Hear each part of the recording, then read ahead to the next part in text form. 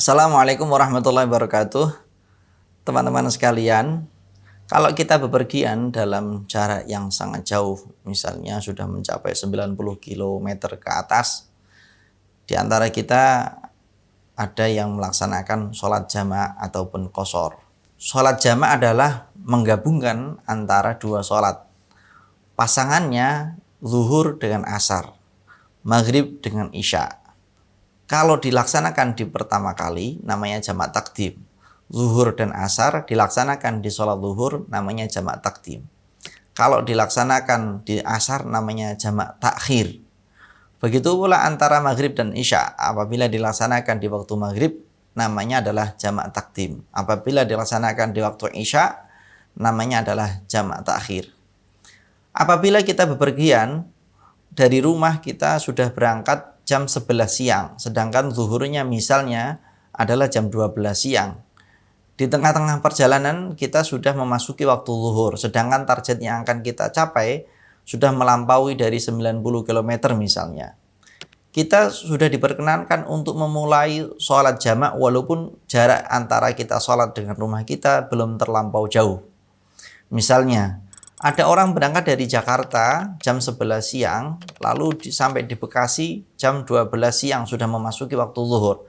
Sedangkan targetnya dia akan berangkat ke Surabaya. Maka sejak sholat zuhur ini dia sudah diperbolehkan melaksanakan sholat jamak takdim. Nah, begitu pula dia juga boleh melaksanakan sholat jamak takhir apabila misalnya asarnya nanti dia sudah berada di Kabupaten Cirebon misalnya. Apabila ini dilaksanakan di perjalanan darat ataupun juga dilaksanakan melalui perjalanan pesawat terbang, semuanya diperbolehkan. Nah, teman-teman sekalian, bagaimana syaratnya sholat jamak takdim? Yang pertama, orang yang sholat jamak takdim disyaratkan untuk niat sholat jamak takdim di dalam sholat yang pertama. Kita ilustrasikan misalnya orang ini sholat zuhur dengan asar.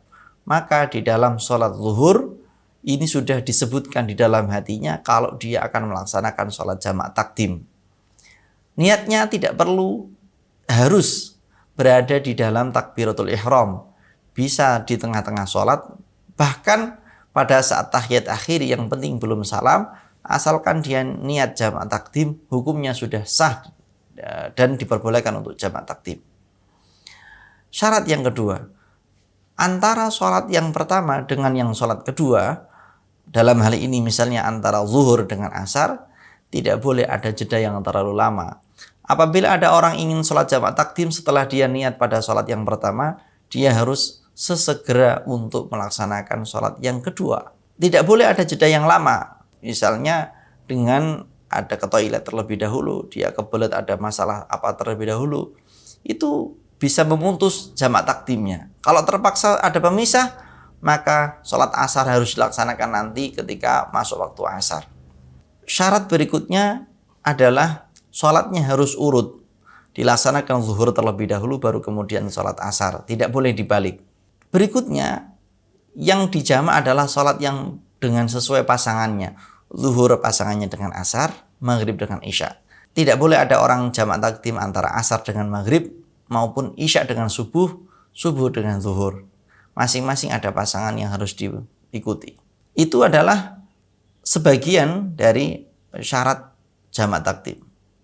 Bagaimana kalau jamak takhir? Jamak takhir adalah melaksanakan sholat di waktu yang kedua. Kita ilustrasikan sholat kita berada di waktu asar.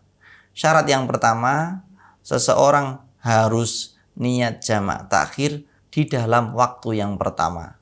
Ketika memasuki waktu zuhur, sampai sebelum waktu zuhur itu usai, misalnya jam 12 sampai jam 3 misalnya, di dalam rentan waktu jam 12 sampai jam 3, seseorang harus hatinya mempunyai niatan untuk melaksanakan sholat zuhurnya berada di waktu asar, alias melaksanakan sholat jamak takhir. Kalau orangnya sudah niat yang seperti ini, nanti sholat zuhurnya sudah bebas dilaksanakan di waktu yang kedua. Dengan tanpa ada niat jamak-jamak lagi.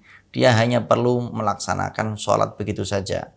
Yang syarat berikutnya adalah sholatnya ini dilaksanakan di waktu yang kedua, namun tidak diperlukan harus urut. zuhur terlebih dahulu, baru asar, tidak. Namun boleh dibalik-balik. Ini adalah syarat sholat jamak.